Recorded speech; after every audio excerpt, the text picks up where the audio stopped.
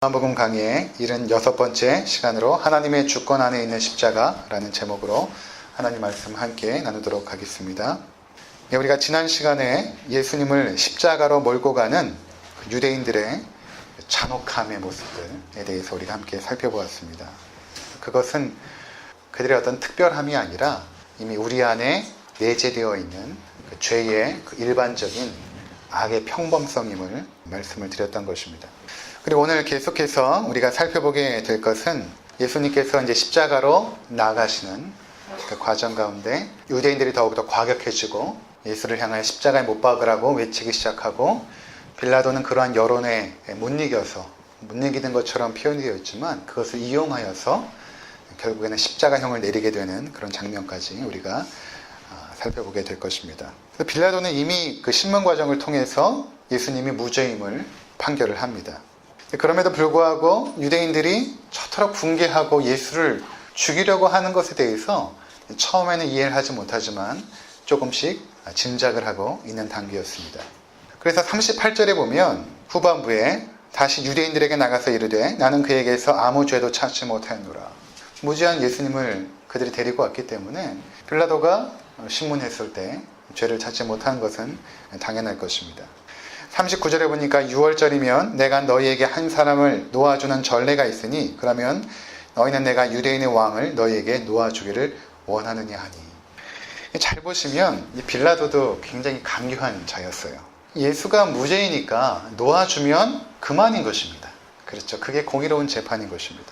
그런데 지금 그가 이 상황을 자기에게 유리한 쪽으로 끌고 가려는 의도를 가지고 있는 그런 표현을 우리가 보게 되는 것입니다. 그것은 유대인들의 지금 여론을 힘입어서 자신이 그들의 요구를 들어줌으로써 정치적인 기반의 안정을 꾀하려고 하는 그 의도가 나타나고 있는 것입니다. 그래서 6월절이면 유대인의 가장 큰 명절이죠. 6월절이면 너희에게 한 사람을 사면시켜주는 전례가 있으니까 내가 이 사람을 놓아줄까? 이렇게 지금 물어본 것입니다.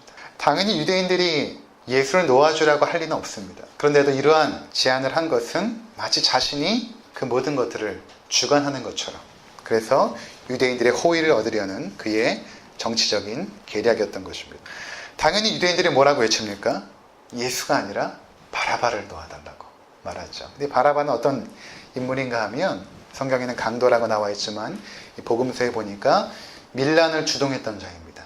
그러니까 그 당시에 로마의 속국으로 있었기 때문에 여러 명의 그 열심 당원들이 로마에 대항하여 테러를 일으키는 일들이 많이 있었습니다. 그 중에 빌라도도 한 사람이었던 것이죠. 그런 테러 가운데 이제 사람을 죽이게 되는 일이 있었고 결국에는 이제 갇히게 된 것입니다. 근데 지금 유대인들이 누구를 놓아달라고 외치냐면 바라바를 놓아주십시오.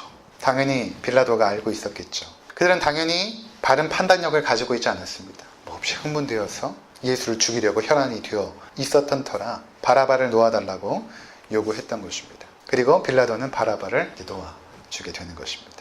이로써 이 재판의 공정성은 이미 깨져버린 것입니다. 앞으로 우리가 살펴보면서 빌라도를 좀 이해할 필요가 있는데 19장에 넘어가면 어떤 표현이 있냐면 빌라도가 예수를 놓아주려고 힘썼다 이런 표현도 나오거든요. 그의 입장이 굉장히 모호한 것입니다. 합리적인 판단이나 공정성을 놓고 보자면 예수를 놓아줘야 맞는데 또 한편에서는 이러한 상황을 입지를 세우는 기반으로 삼으려는 아주 모호한 입장을 지금 보여주고 있는 것입니다. 이것을 이해할 때 우리가 19장에 나와 있는 빌라도의 모습도 이해할 수 있는 것입니다.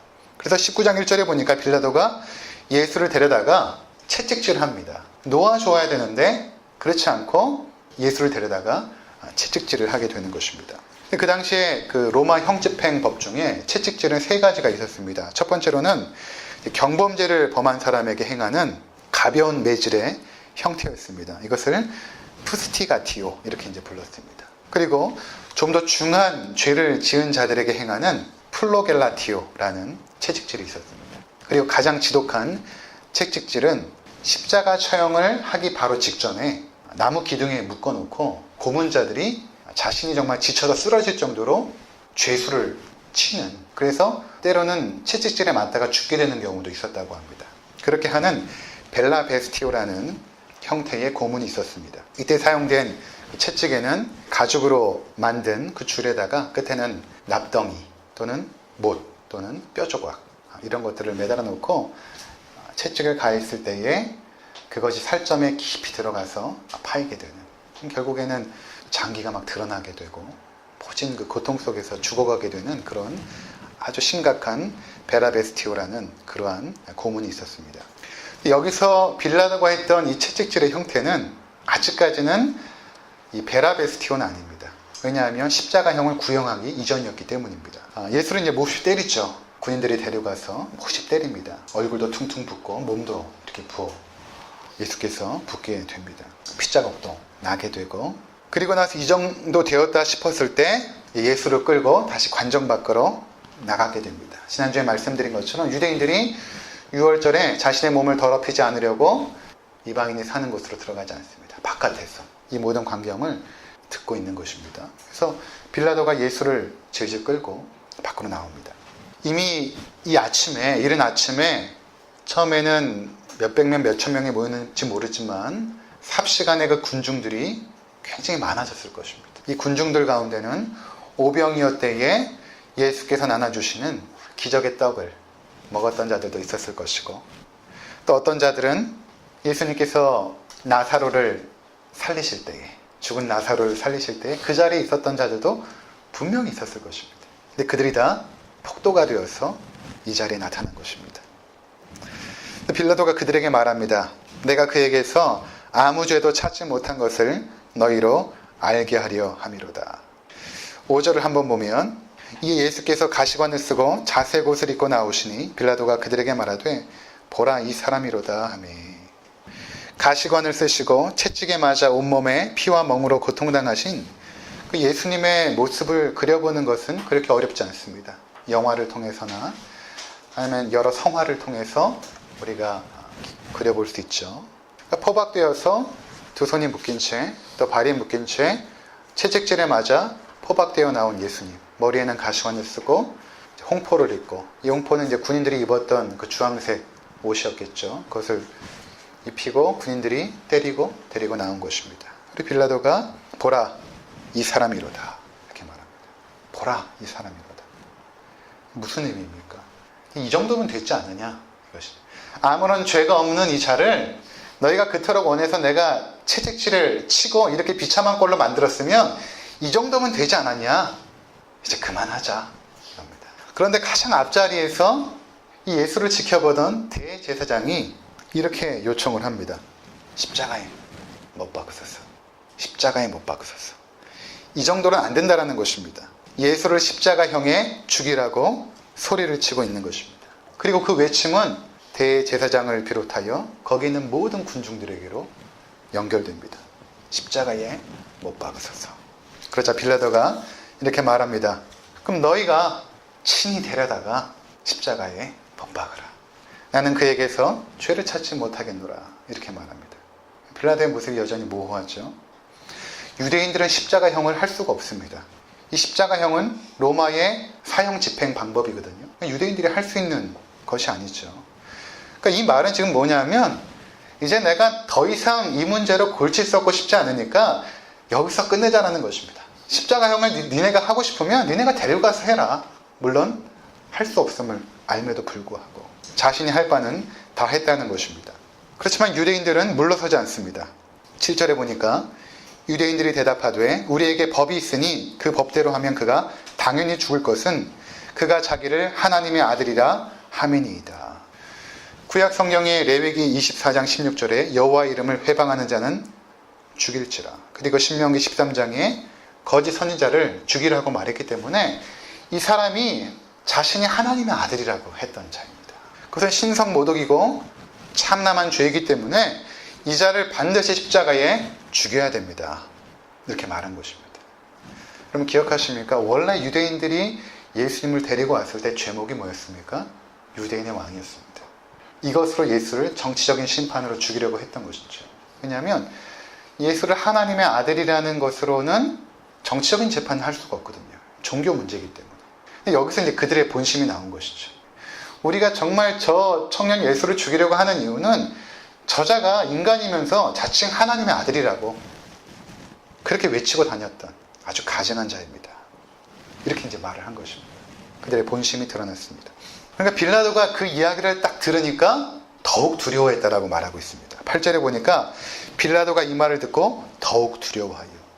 그가 이미 예수를 신문을 할 때 예수에게서 풍겨지는 그 어떤 권위에 압도된 것입니다. 그래서 뭔가 두려운 마음을 가지고 있었어요. 그리고 그 아내가 그 전날의 꿈을 꾸기를 내가 꿈에 저 사람을 꿨는데 몹시 괴로워했습니다. 이것이 옳지 않은 것임을 이미 그의 부인이 얘기를 한 것입니다. 그렇기 때문에 빌라도가 두려운 마음을 갖고 있었는데 유대인들이 말하기를 하나님의 아들이라고 했습니다. 라고 하니까 뭔지 모르게 더 두려워진 거예요. 혹시나 하는 것이죠. 혹시나. 그러니까 이 일에 더 손을 떼고 싶은 것입니다. 빌라도는. 그래서 예수를 끌고 다시 관정으로 들어갑니다. 그리고 9절에 이렇게 말합니다. 다시 관정에 들어가서 예수께 말하되 너는 어디로부터냐? 어디로부터냐? 이게 무슨 말입니까? 넌 도대체 누구냐라는 것입니다. 네 신분이 도대체 뭐냐? 네가 도대체 누구고 어떤 일을 했길래 저들이 이렇게 죽이려고 하는가? 예수님이 침묵하시죠. 대답을 하지 않습니다. 침묵하십니다. 이것은 예수님이 하나님의 아들임을 인정하는 것입니다. 예수님은 거짓말할 수 없기 때문에. 하지만 그래서 굳이 말로 하지 않습니다. 침묵하시죠. 그러니까 이러한 예수님의 침묵 속에서 빌라도가 더욱더 초조하고 다급해진 것입니다. 10절에 이렇게 말합니다. 빌라도가 이르되 내게 말하지 아니하느냐? 내가 너를 놓을 권한도 있고 십자가에 못 박을 권한도 있는 줄 알지 못하느냐? 이 신문 과정을 잘 보면 예수님께서 빌라도에게 끌려다니지 않으세요.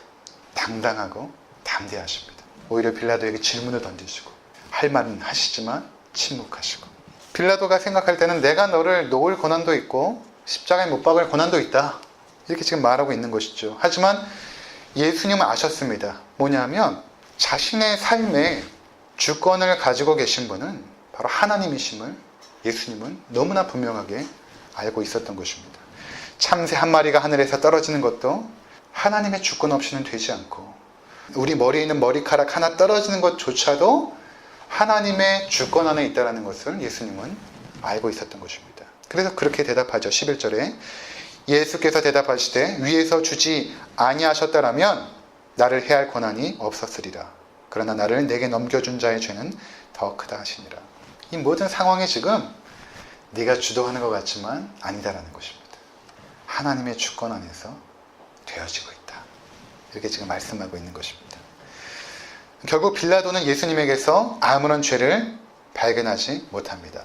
그래서 12절에 빌라도가 예수를 놓으려고 힘썼으나 이렇게 말하고 있죠. 이거는 빌라도를 긍정적으로 지금 평가하는 것이 아닙니다. 빌라도는 어떤 존재냐면 그 당시에 로마의 법, 세계를 통틀어서 그 당시에 로마가 가장 법이 우수했다.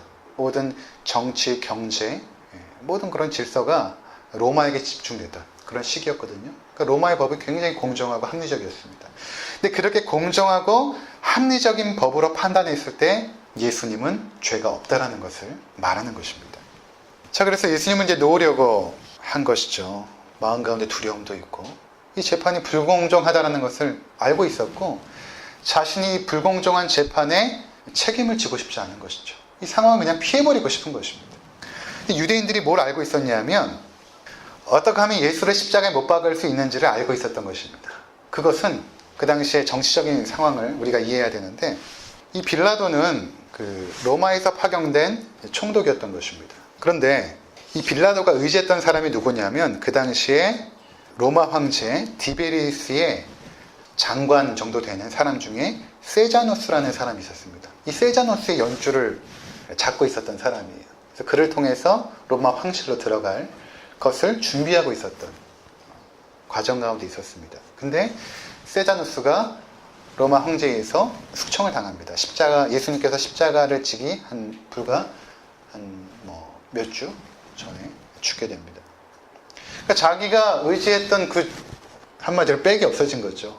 언제라도 자신의 자리가 위태로울 수가 있는 것입니다. 그래서 빌라도는 지금 어떻게 하든 이것을 조용히 마무리하고 로마로 이제 복귀하기를 원했던 것입니다. 유대인들이 이걸 모를 리가 없는 것이죠. 그래서 뭐라고 외치냐면 당신이 만일 예수를 십자가에 못 박지 않으면 당신은 가이사의 충신이 아닙니다. 로마 황제의 충신이 아닙니다. 이렇게 몰고 갔던 것입니다. 그러니까 빌라도가 그 얘기를 딱 들으니까 이제 빼도 박도 못하는 거예요. 빌라도는 조용히 이제 몇 년만 견디게 되면 로마 황실로 다시 이제 들어가게 돼 있는 터에 유대인들이 그렇게 몰고 간 것입니다. 십자가에 못 박지 않으면 당신은 가이사의 충신이 아닙니다. 이렇게 로마에 반역하는 자를 그냥 살려준다는 것은 당신이 가이사의 충신이 아니라는 증거 아닙니까? 우리가 로마 황제에게 탄원서를 제출할 것입니다. 이렇게 지금 몰아가고 있었던 것입니다. 결국 빌라도가 예수를 십자가형으로 구형을 하게 됐죠. 13절부터 보면 빌라도가 이 말을 듣고 예수를 끌고 나가서 돌을 깐 뜰 히브리 말로 가바다에 있는 재판석에 앉아 있더라.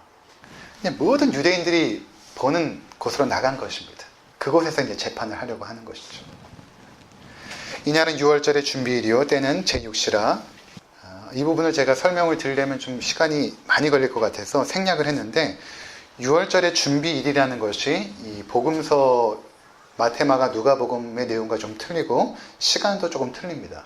이때가 제3시였거든요. 그러니까 유대인들은 해가 뜨는 시간이 0시예요. 6시니까 우리나라로 하면 6시가 0시인 것입니다.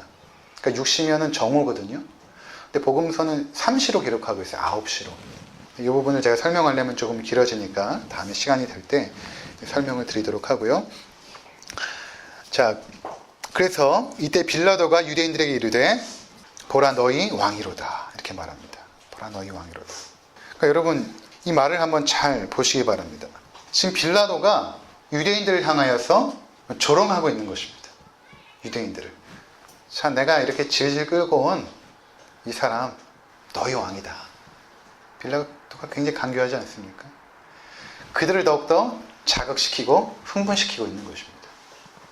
그러면서 이렇게 말하죠. 내가 너희 왕을 십자가에 못 박으랴. 이렇게 말합니다. 15절에 그렇죠. 내가 너희 왕을 십자가에 못 박으랴. 빌라도가 지금 이 상황을 이제는 즐기고 있는 것입니다. 유대인들을 조롱하며 경멸하는 말투로 피투성이 예수를 바라보면서 이 상황을 지금 빌라도는 즐기고 있는 것입니다. 내가 너희 왕을 십자가에 못 박으랴. 이렇게 말합니다. 실제로 예루살렘에서 있었던 이 요한의 기록을 통해서 그 당시 재판 과정을 살펴보았습니다. 이로써 인류 역사상 가장 불의한 재판이 시행된 것입니다. 첫 번째 이 불의한 이유는 의인을 죽이고 죄인을 풀어준 재판이었죠. 바라바라는 죄인을 풀어주고 의인 예수를 죽인 사건이었습니다. 두 번째로는 자신들의 죄를 감추기 위해서 그 죄를 들춰낸 의로운 자를 죽인 사건입니다. 세 번째 불의한 것은 그 당시에 정치 권력과 종교 권력이 자신들의 기반을 유지하기 위해서 이것을 눈감아 버린 것입니다. 이러한 인간에 의해서 자행되어 있는 불의한 재판 속에서 우리가 놓치지 말아야 될 것이 있습니다. 오늘 이제 제가 말씀드리려고 하는 가장 중요한 주제입니다. 그것은 무엇인가 하면 이 상황을 지금 누가 주도해 가고 있는가 하는 것입니다. 이 상황을 지금 누가 주도해 가고 있는가? 누가 지금 예수를 십자가로 몰아가고 있는가? 표면적으로 보면 유대인이죠. 그리고 빌라도입니다. 그런데 그것이 아니라는 것입니다. 지금 이 상황을 하나님께서 주도해 가고 있다는 것입니다. 요한복음 18장 9절 우리 함께 읽도록 하겠습니다. 요한복음 18장 9절 이는 아버지께서 내게 주신 자 중에서 하나도 잃지 아니하였사옵나이다 하신 말씀을 응하게 하려 함이로라. 예수님께서 감람원에서 잡히실 때에 그의 제자들은 잡히지 않고 예수만 잡히게 되거든요. 근데 그 상황에서 이 말씀이 나와요. 이는 아버지께서 내게 주신 자 중에서 하나님께서 예수님에게 주신 자 중에서 하나도 잃지 아니하였사옵나이다 하신 말씀을 응하게 하려 함이로라. 예수님께서 잡히시는 그 과정도 하나님이 주관했다는 것입니다. 18장 32절 우리 함께 읽도록 하겠습니다. 시작. 이는 예수께서 자기가 어떠한 죽음으로 죽을 것을 가리켜 하신 말씀을 응하게 하려 함이로라. 빌라도에게 잡혀서 십자가로 가는 것이 결국에는 하나님의 말씀이 응하여지고 있다는 것입니다. 또 오늘 우리가 읽었던 19장 11절 예수께서 빌라도에게 하신 말씀 위에서 너에게 권한을 주지 않았다면 네가 나를 해할 권한이 없느니라. 결국 무슨 말입니까? 네가 나에게 십자가형을 구형하는 것은 결국 그 권한이 누구에게 있었다는 것입니까? 하나님에게로부터 왔다는 것입니다. 그러니까 지금 이 모든 과정을 주관하고 있는 분이 하나님이시라는 것입니다. 그것이 십자가입니다. 그래서 우리가 십자가를 바라보면서 잊지 말아야 할 것이 무엇인가 하면, 먼저는 피 흘리며 죽어가는 예수 그리스도를 바라보면서 예수를 불쌍히하고 동정하는 그러한 낭만적인 시각에서 먼저는 벗어나야 됩니다.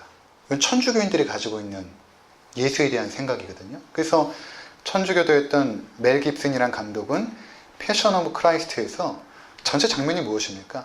계속 예수를 고문하여 죽이는 잔인한 모습을 보여주면서 그것을 바라보는 사람들로 하여금 예수를 불쌍히 여기도록 그렇게 의도하고 있죠. 근데 성경의 시각은 그것이 아니에요. 나중에 결론 부분에 나오겠지만 성경의 시각은 굉장히 담담합니다. 예수님의 고난당하는 모습을 디테일하게 서술하지 않아요. 십자가를 지고 가시니라, 군인들이 채찍질 하더라, 거기에 디테일한 설명이 없습니다. 담담하게 쓰죠. 하지만 거기에 놓치지 않은 시선이 뭐냐면 하나님께서 지금 이 상황을 끌고 가고 있다는 것을 계속해서 우리 가운데 던져주고 있는 것입니다. 그래서 이 시각이 있을 때에 십자가 사건을 우리가 정확하게 이해할 수 있는 것입니다. 그러면 이러한 성경적인 시각으로 이 사건을 바라볼 때 우리가 깨닫게 되는 그 첫 번째가 뭐냐면, 하나님께서는 이 사건을 통해서 인간의 죄의 잔혹성을 드러내길 원하셨던 것입니다. 아무런 죄가 없는 예수 그리스도를 죄인으로 몰아갑니다. 왜 그렇습니까? 자신의 어둠을 들춰냈기 때문에. 그래서 그것을 감추기 위해서라도 예수는 죽어야 되는 것입니다. 그래서 자신의 옳음을 증명하려고 했던 것이죠. 이거는 지금도 우리 주변에 아주 흔하게 일어나는 일들입니다. 여러분, 국내 정치 상황 보시기 바랍니다. 할 것도 없죠. 그냥 직장 생활, 때론 교회에서도 이런 일들이 많이 일어나요. 그들의 비리가 폭로되어졌을 때 그것을 감추기 위해서 우리 상대방에게 그 죄를 덮어씌우고 오히려 저자가 악한 자라고 몰아가서 결국에는 죽이는 그 죄들이 여전히 현대사회에서도 있고 우리에게도 있다는 것입니다. 우리가 왜 때때로 그렇게 화나고 분노하고 붕괴합니까? 잘 보면 내 뜻대로 되지 않아서 그래요. 그게 내 뜻대로 되지 않기 때문에. 제가 뒤늦게 아이를 양육하면서 깨달은 게 뭐냐면, 아이가 저를 힘들게 하는 것이 아니라 내 뜻대로 되지 않으니까 내가 힘든 거예요. 아이는 그냥 그 모습이에요. 내가 그냥 화나는 거예요. 내 맘대로 되지 않으니까. 근데 그 분노가 어디로 흘러가냐면, 여러분, 우리가 얼마나 악한지 보세요. 그 분노가 어디로 흘러가냐면 가장 약한 존재에게로 흘러갑니다. 그러니까 가정에서 가장 약한 자가 누굽니까? 아이죠. 희생양을 만들어 놓고 거기다 분노를 퍼붓는 것입니다. 예수가 우리의 가장 약한 희생양이 되신 것입니다. 사람에 대한 원망들, 또는 내가 처한 상황과 환경에 대한 분노들, 또 내 자신에 대한 어떤 한계에 대한 실망들, 이 모든 것들을 다 엮어가지고 풀어줄 희생양이 필요했던 것이죠. 그것이 예수였던 것입니다. 혼자서는 못하니까 집단과 여론 뒤에 숨어가지고 그것을 예수에게 다 풀어내고 있는 것입니다. 불과 한 주 전에는 호산나 다윗의 자손이여라고 했던 자들이 이제는 손에 돌을 들고 예수를 죽이려고 혈안이 되어 있는 것입니다. 그들의 상황이 그냥 싫은 거예요. 로마의 속국으로 있는 것도 싫고, 가난한 것도 싫고, 자식들이 속 썩이는 것도 싫고, 다 싫은 거예요. 그것을 예수로 하는 한 희생양에게 지금 쏟아붓고 있는, 나중에는 십자가에 못 박혀 죽어가는 자를 향해서 조롱하는 그 죄의 비참함, 그 잔혹성, 그것이 나에게 있다는 것입니다. 그래서 우리가 그런 것들이 드러나게 되는 상황이 있어서 때로는 하나님 앞에 감사할 수 있어야 돼요. 왜냐면 내가 괜찮은 사람인 양 생각하고 있거든요. 착각하고 살고 있거든요. 내 자신이. 근데 그런 어떤 폭력성이 드러날 때, 그런 어떤 분노가 드러나는 상황 속에서 내가 안 되는구나. 예수 믿고 내가 10년, 20년 살았는데 나는 소망이 없구나. 하나님이 나를 건져주시지 않는 이상 내가 무슨 소망이 있을까? 깨달으셔야 되는 것입니다. 안 변했어요. 여러분, 뭐가 변했습니까? 우리의 삶을 돌이켜보세요. 안 변한 것입니다. 피해가는 것이지. 여전히 그 잔혹한 마음이 우리 가운데 있다는 것입니다. 그것을 하나님께서 다 드러내신 거예요. 그 당시에 대제사장을 통해서, 안나스와 가야바를 통해서, 바리새인들을 통해서, 유대 전체 민족을 통해서, 정치 권력인 빌라도를 통해서 드러내신 것입니다. 두 번째로 우리가 깨달아야 될 것은 무엇인가? 하나님께서 예수께서 십자가로 나가는 과정을 통해서 죄인들에게 임한 하나님의 그 심판은 얼마나 정당한가를 보여주고 있는 것입니다. 이런 죄인들에게 하나님께서 심판한다면 그것은 공의로운 것이다 라는 것을 보여주신 것입니다. 지난주에도 제가 말씀드렸지만 최근에 일어난 그 아주 잔혹한 사건의 주범들을 만약에 석방시켜준다면 그것처럼 불의한 게 어디 있겠습니까? 심판받아야 마땅한 것입니다. 아주 가혹한 심판을 받아야 되죠. 사형을 해도 모자랄 것입니다.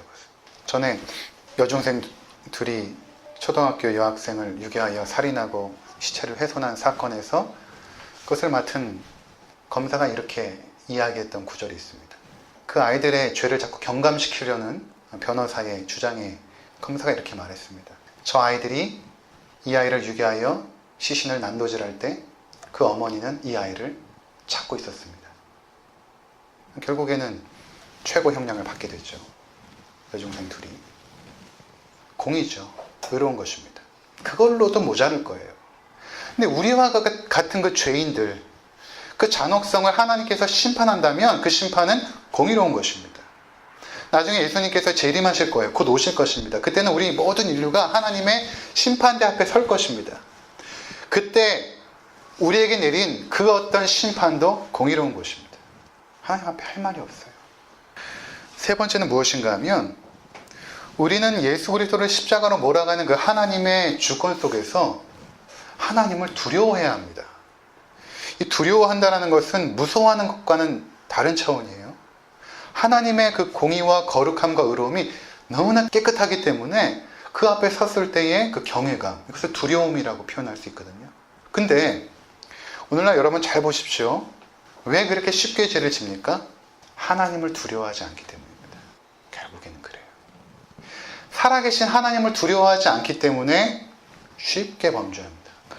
우리가 무엇을 가장 두려워해야 되는가? 그 거룩하고 공의로운 그 하나님을 두려워할 줄 알아야 돼요. 그래서 우리가 이 구절 한번 보고 마치겠는데 누가복음 23장 27절에서 30절입니다.